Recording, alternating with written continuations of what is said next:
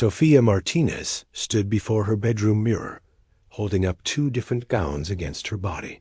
The emerald green silk caught the afternoon light streaming through their Manhattan apartment windows, while the midnight blue numbers sparkled with subtle beading. Tonight wasn't just any evening, it was the annual Belmore Foundation Charity Gala, the social event of the season, where New York's financial elite gathered to see and be seen. "Ethan, which one?" She called out, but her boyfriend was buried in his laptop at the dining table, fingers flying across the keyboard. After 3 years together, she'd grown accustomed to his work consuming most of his attention. But tonight was supposed to be different. Tonight, she would finally meet the mysterious colleagues and clients he spent more time with than her.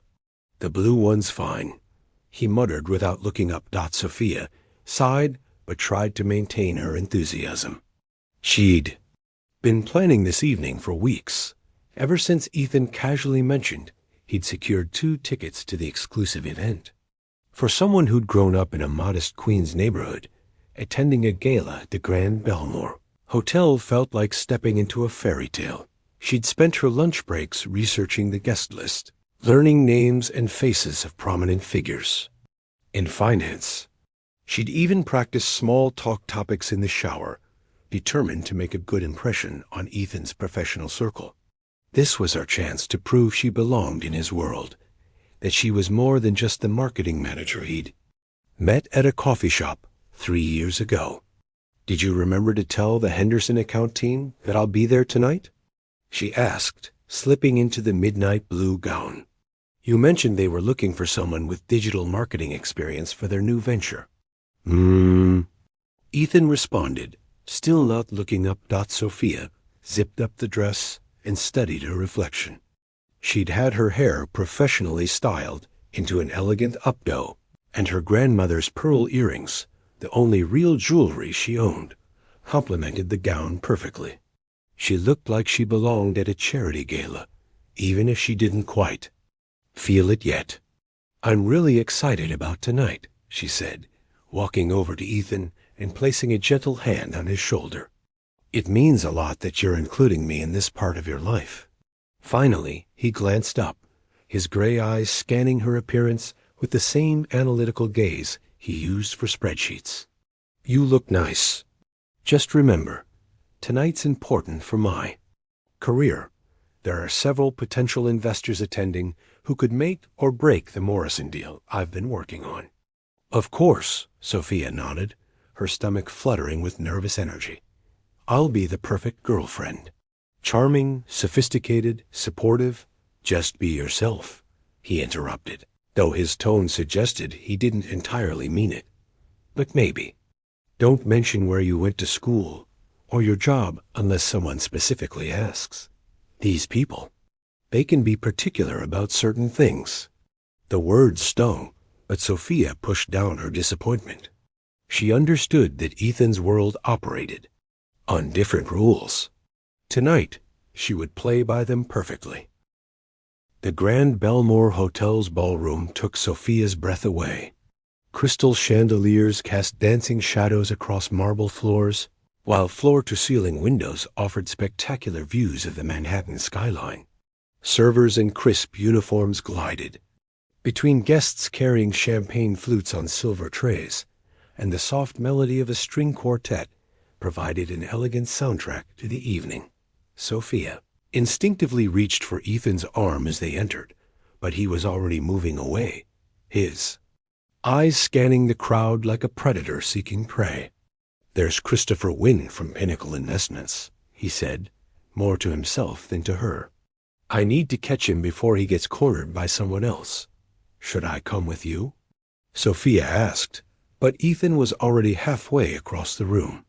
She stood alone at the entrance, suddenly feeling like a child who'd lost her parent at a department store. Other couples moved past her, the women draped in designer gowns that probably cost more than her annual rent, their partners guiding them with protective hands on their backs.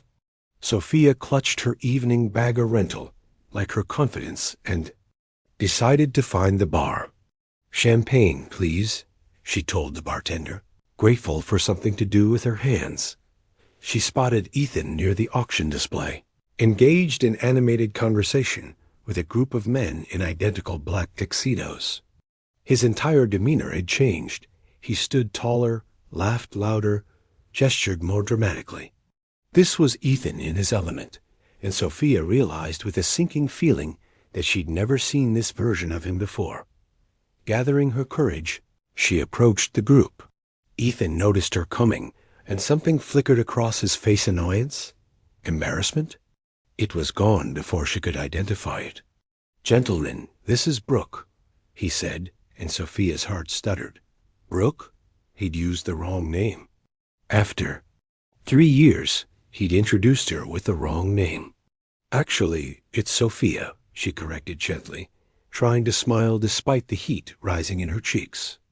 "Right, of course, Sophia." Ethan didn't even have the decency to look ashamed. "She's in marketing." The way he said it, dismissive, almost apologetic, made her career sound like a hobby rather than the position she'd worked years to achieve. The men nodded politely, but immediately turned their attention back to Ethan, discussing leveraged buyouts and market volatility in a language that deliberately excluded her. Sophia stood there for several excruciating minutes, invisible despite being in plain sight. When she tried to contribute a comment about digital marketing trends, Ethan actually talked over her, steering the conversation back to his territory.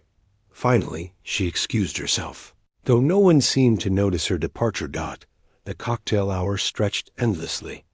Every time Sophia tried to rejoin Ethan, he was deep in conversation with someone new, always positioning his body to subtly block her from the circle. When dinner was announced, she discovered he'd rearranged their seating without telling her. "I'll be at table 3 with the Wynn Group," he informed her. "You're at table 12 with some of the other ... partners." The pause before partners spoke volumes. Sophia found herself seated with other abandoned girlfriends and wives, women who'd learned to smile through their invisibility. They made polite conversation about charity work and vacation homes, but Sophia could see the resignation in their eyes.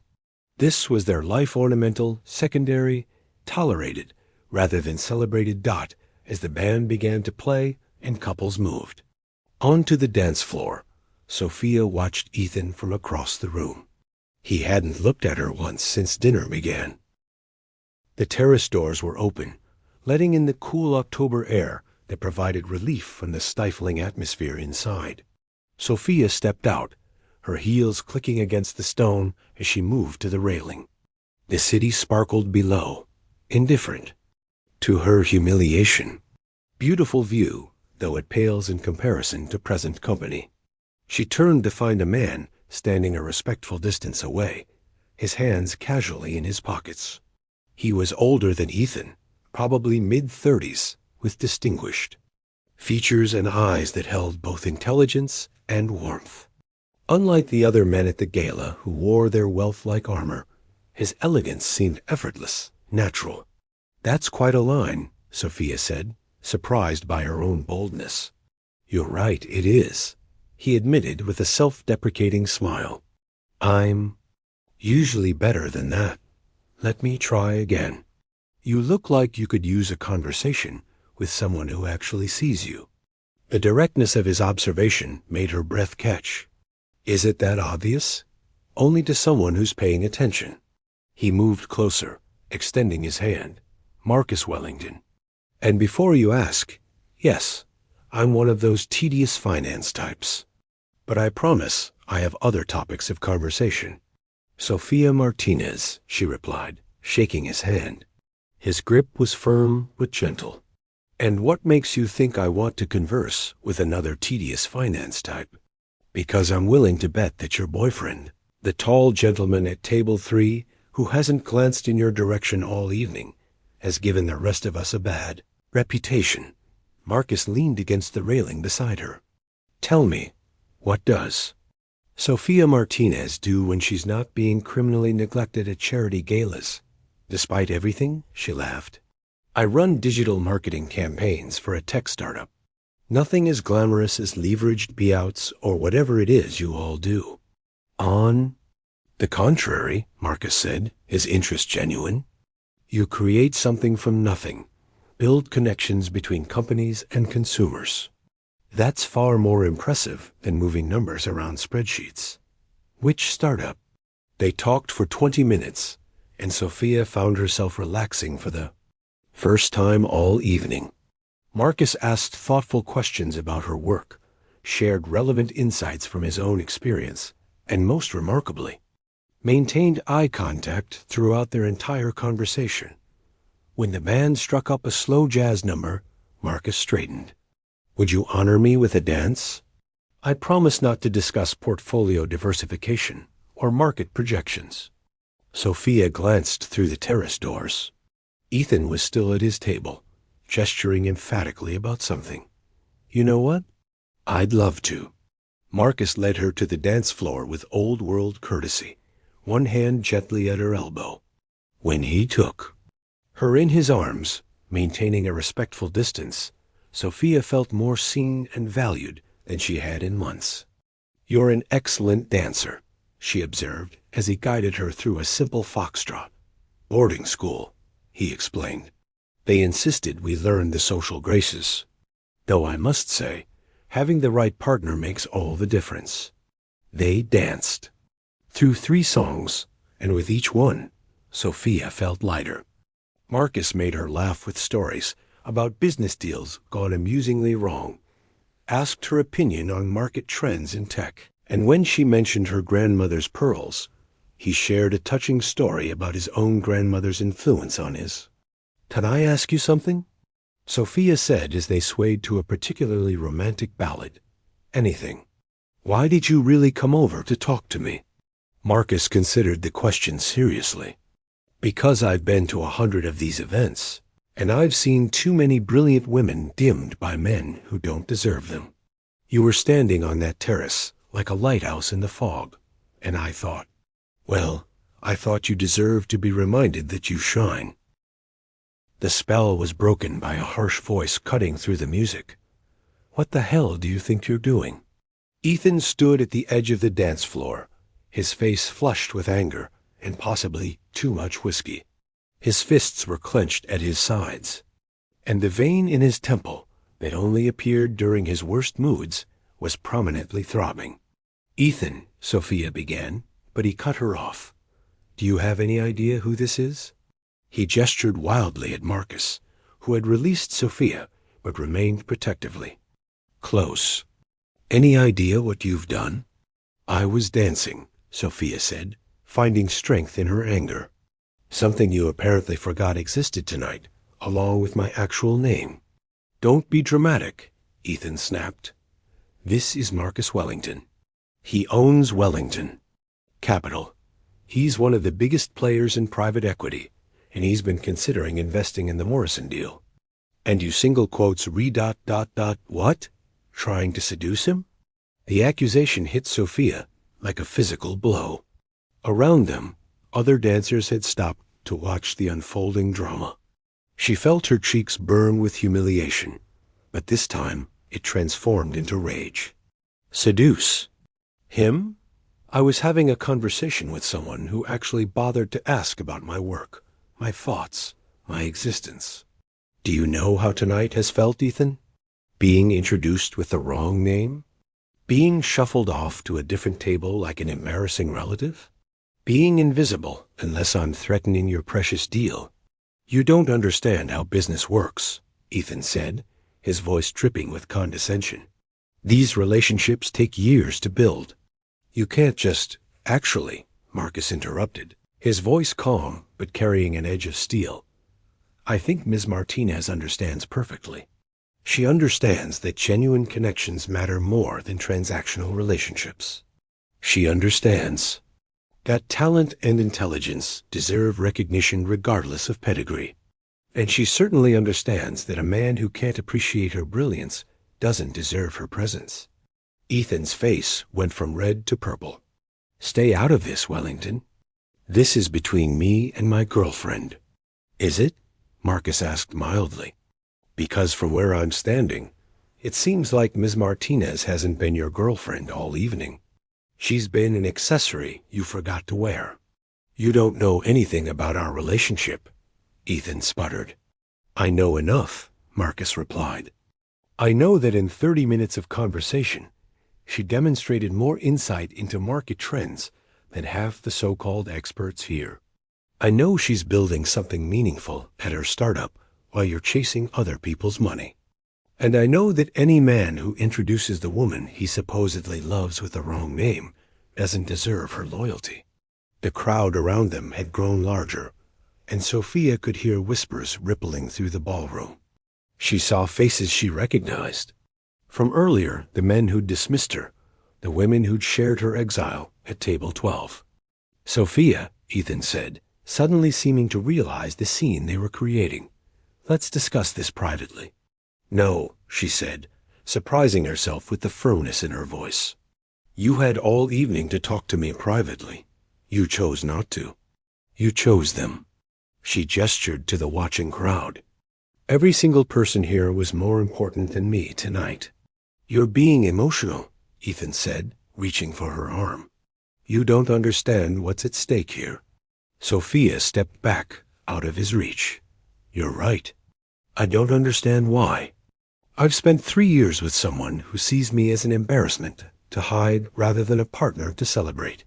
If you walk away now, Ethan threatened, we're done. I won't take you back after this stunt. Good, Sophia said, and she meant it.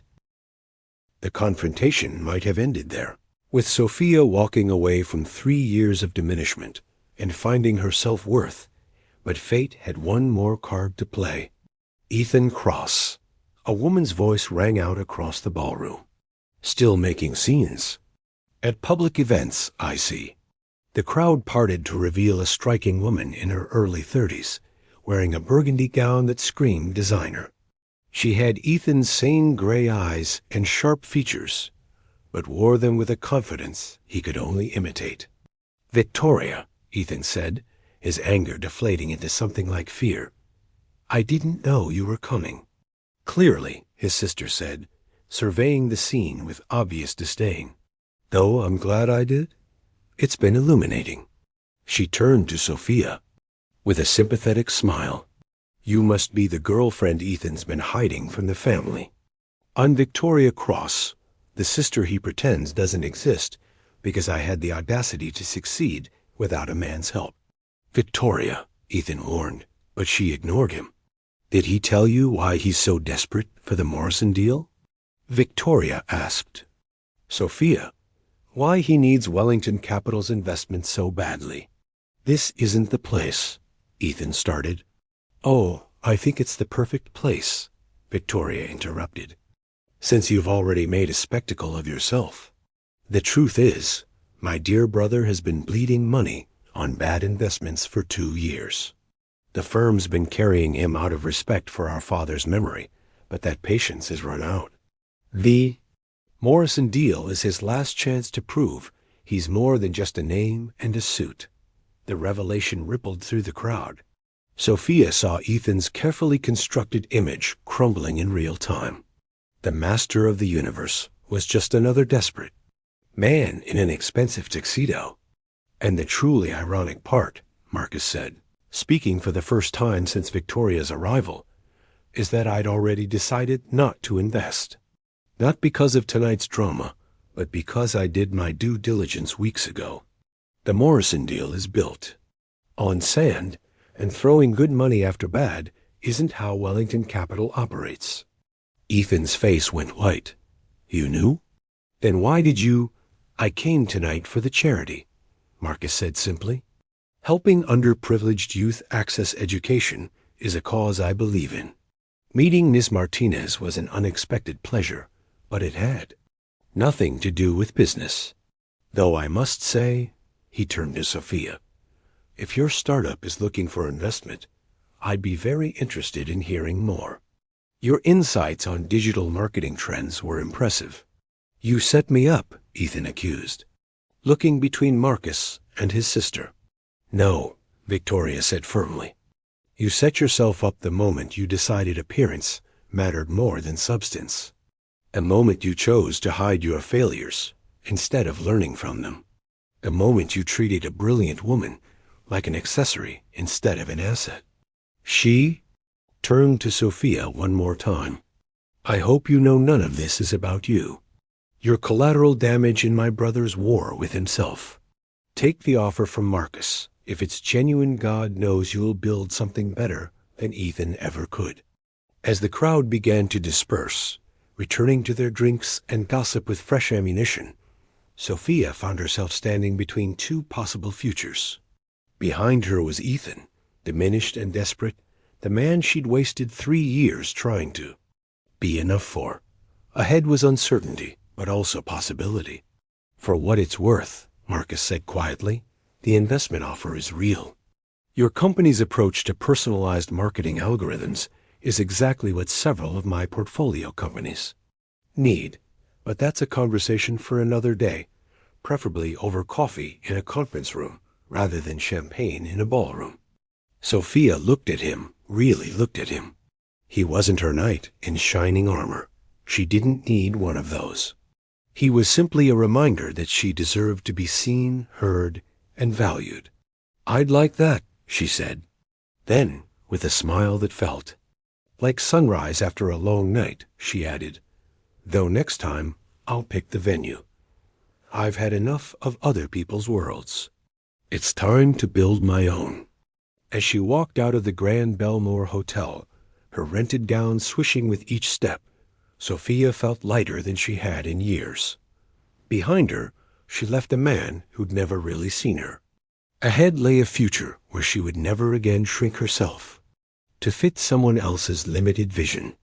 The city lights twinkled below, full of promise and possibility, and for the first time in a long time, Sophia Martinez knew exactly where she belonged, anywhere she chose to shine.